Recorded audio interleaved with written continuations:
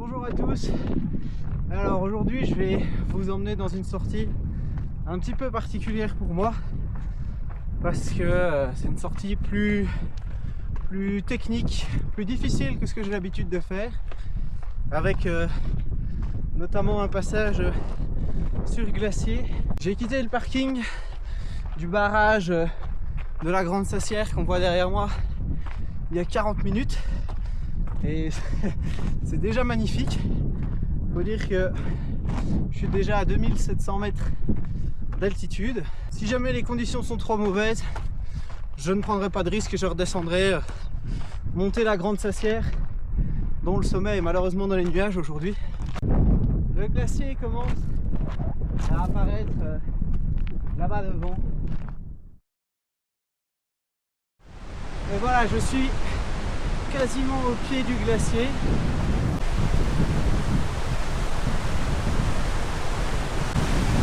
C'est très beau et très impressionnant quand même.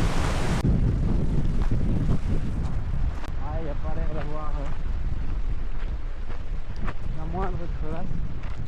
Alors là, je viens de traverser tout un endroit vraiment particulier. Comment témoignent mes chaussures, qui est un mélange de boue plus ou moins dure, plus ou moins molle, avec de la glace à certains endroits, comme là par exemple. Hop. Et là, je vais aller rejoindre le glacier et mettre mes crampons. Ce sera presque plus facile parce que ici, les pas sont un peu incertains. Je commence à avoir atteint l'endroit où je vais quitter le glacier. Ouais, globalement très facile. Ici ça se creuse légèrement plus, mais moi de toute façon je vais devoir partir quelque part là-dedans. Et voilà, direction là-haut. C'est là que ça va devenir chaud, hein. Maintenant je vais juste tâcher de rejoindre le bord en contournant les petites crevasses qu'il y a ici. C'est ce genre de truc dont je me méfie parce que c'est de la neige fraîche et donc elle cache un peu, voilà, les crevasses comme ici. Bon, c'est le seul passage de la sortie qui est vraiment hors sentier. Alors ici je suis, si je ne dis pas de bêtises, pile à la frontière italienne, il me semble. Ça y est, là je suis dans la vallée d'Aos. Ah, ça a l'air de se monter, hein. Je pense que on va partir là-dedans. Déjà il y a un petit cairn là-bas, ça j'avoue que ça me rassure. Ok, bon, jusqu'à maintenant c'est nettement moins difficile que ça en a l'air au final. Il y a même un semblant de trace parce que là on le voit. Puis il y a des cairns, donc je vais essayer de me repérer à ça. Ah, ici on a même franchement il y a même une belle trace, donc c'est vraiment bien pour l'instant. Je sais juste qu'il y a un passage plus technique vers 3270 mètres d'altitude, donc je vais dire c'est ce passage là qui va déterminer jusqu'où je vais aller aujourd'hui. Mais ouais, ça semble bien parti. Ça s'est nettement réchauffé depuis que j'ai quitté le glacier, parce que ce glacier ça caillait. Ici je vais avoir besoin un peu de mes mains.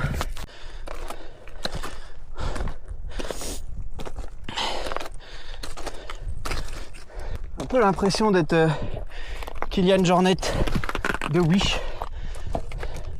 Ici on retrouve un semblant de trace.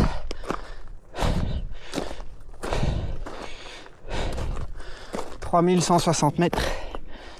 Alors soit, visiblement il y en a qui passent dans la neige, soit je fais l'arête.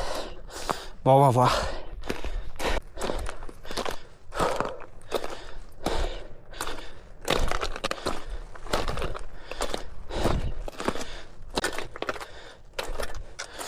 Alors, je crois que je vais passer par là en dessous. Est-ce que je passe par la neige?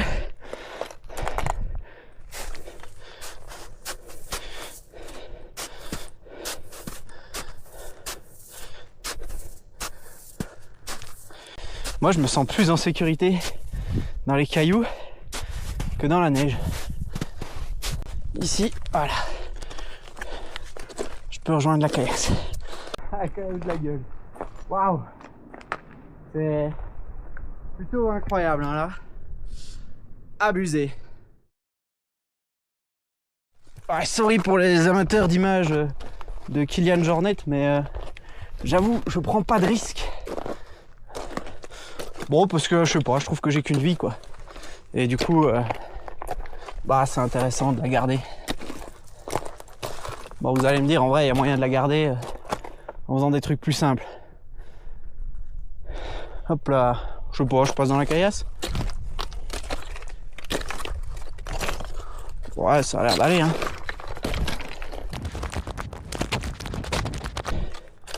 Caillou, 3200 mètres.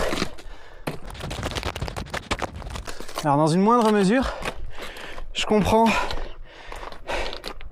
ce que les alpinistes disent quand ils sont au sommet de l'Everest et que chaque pas est un effort.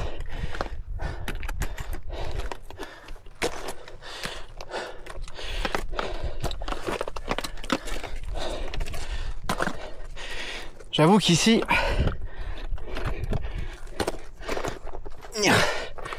chaque pas est un effort.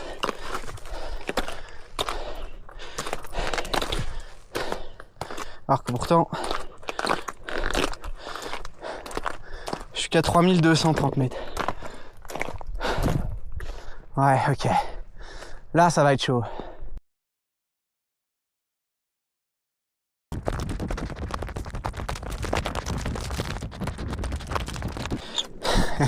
Je suis pas très franc sur mes appuis, j'avoue. Mais je crois que... Oh putain! C'est la meilleure manière d'éviter de se tuer.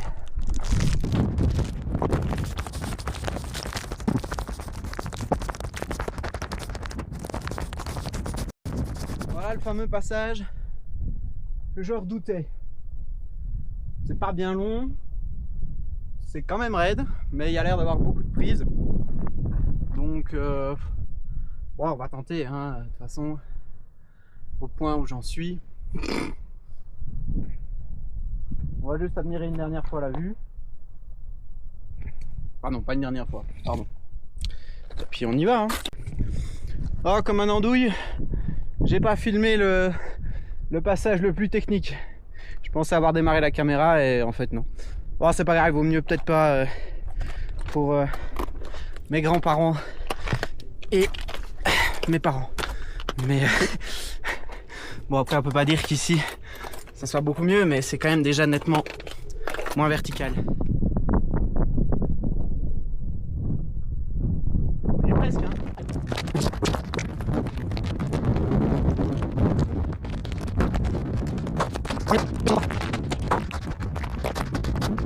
Ça y est, je vois le sommet.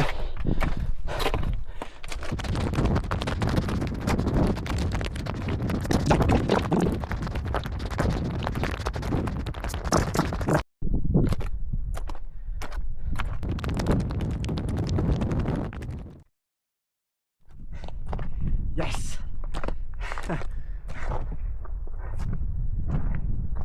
C'est fait.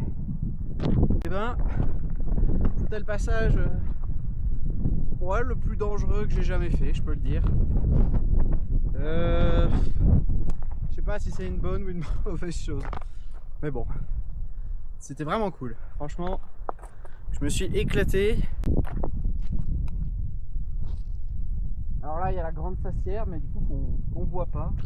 C'était le seul passage difficile à passer.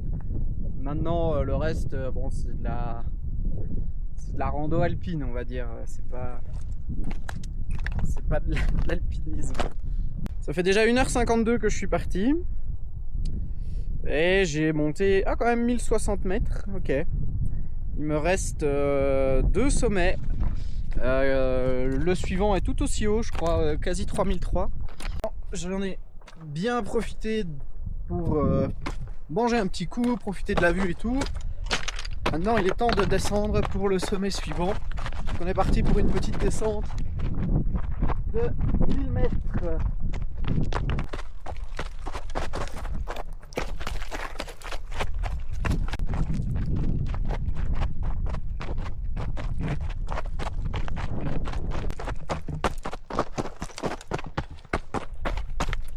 J'ai un peu de mal à ne pas filmer tellement c'est un passage incroyable ici. Alors mine de rien, la descente est quand même technique, même si je suis revenu sur du sentier. C'est souvent raide. Ici il y a pas mal de caillasses.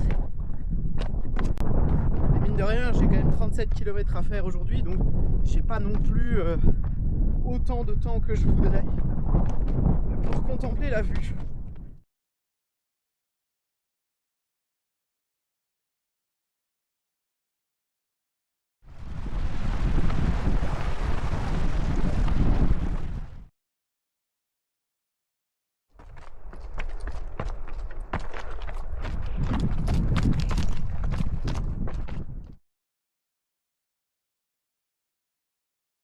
Voilà que je quitte le refuge après avoir rempli mes flasques.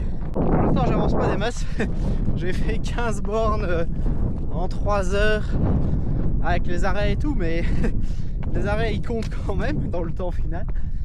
Là je suis parti pour la deuxième ascension qui va faire à nouveau 1000 mètres et à mon avis ça va être quelque part là-bas au-dessus le sommet.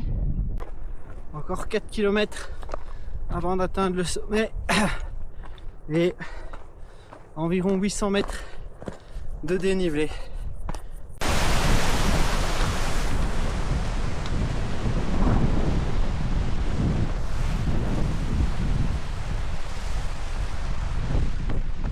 Petit à petit, je retrouve des paysages plus minéraux, on va dire. Voilà où j'étais tout à l'heure, sur la pointe là-bas.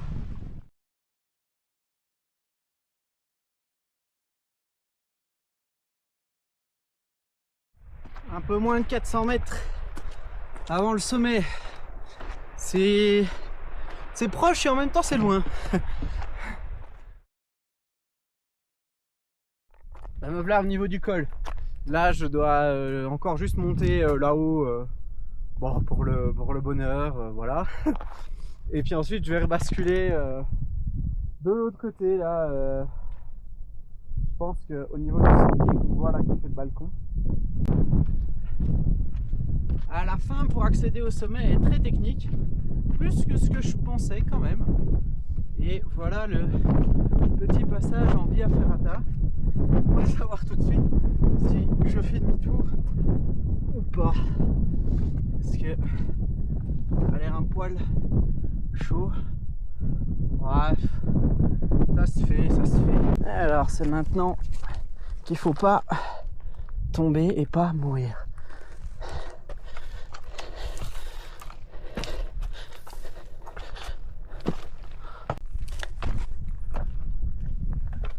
Ok, stylé. Une petite arche ici.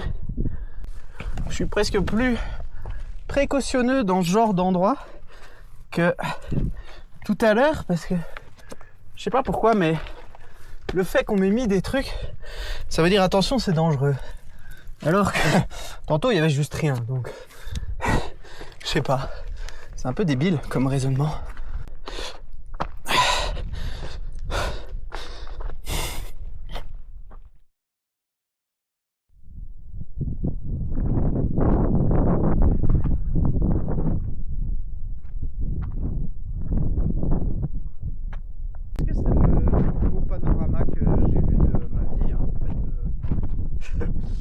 Qu'on est sur un top 1 tout simplement, c'est juste extraordinaire.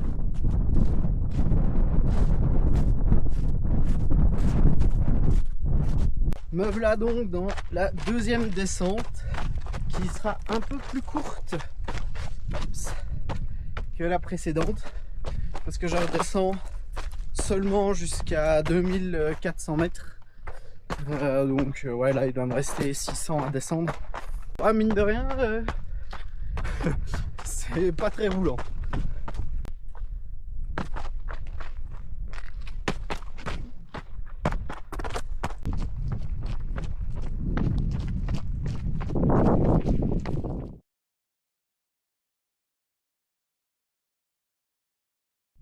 Bon, j'ai déjà bien descendu puisque je viens littéralement de là-bas.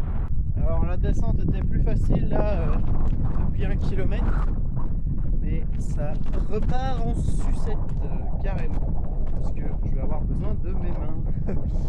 Aïe aïe aïe, décidément. Et voilà, ça commence à diminuer petit à petit. Il me reste 12 km. Et on voit là où je me dirige, c'est-à-dire droit devant là-bas. Alors par contre, je sais qu'il y a un passage en Via Ferrata. J'espère que ça ira.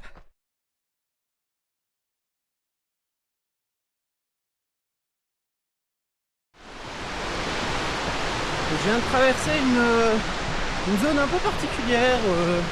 C'était pas technique, mais en même temps c'était pas facile parce qu'il n'y avait pas vraiment de chemin, donc il fallait tout le temps rester concentré pour pas perdre le cap. On va partir pour la dernière ascension, que j'avoue, je sais pas, j'appréhende un peu parce que pour l'instant je vois pas du tout où je vais pouvoir passer, alors que devant moi c'est très très raide. Donc voilà, j'espère que je vais pouvoir basculer parce que sinon je suis un peu dans la merde. Parce que d'ici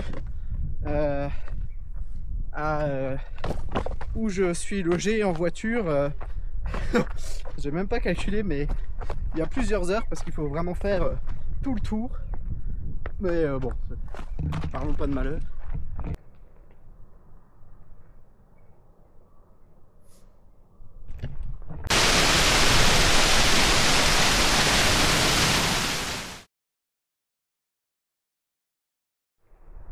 Me voilà enfin dans le dernier col. Et waouh, je viens juste de voir ce qu'il y a devant moi. Là c'est vertical, ouais, voilà. 600 mètres de dénivelé, 2 km. On est encore sur une ascension qui va permettre de regagner du temps sur la moyenne horaire.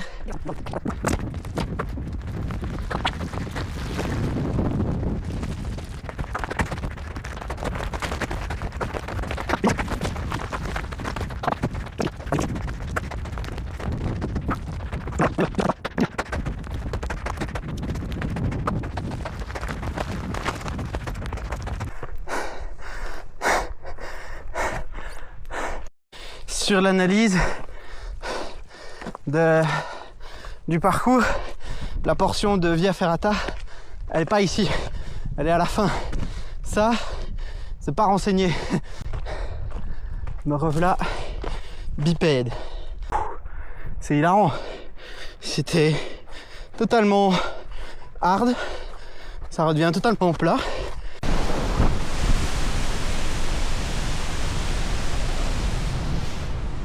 Rien que de faire ça, ça me donne des frissons.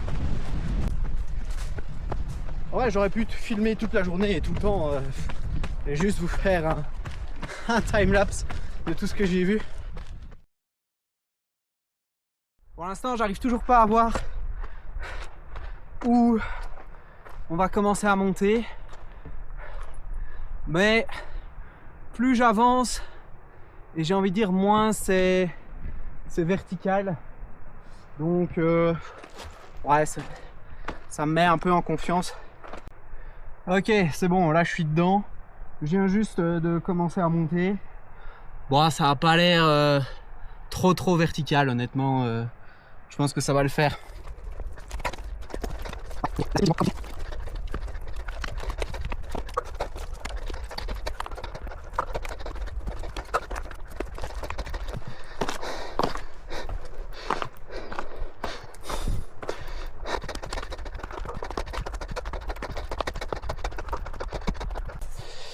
Deuxième portion.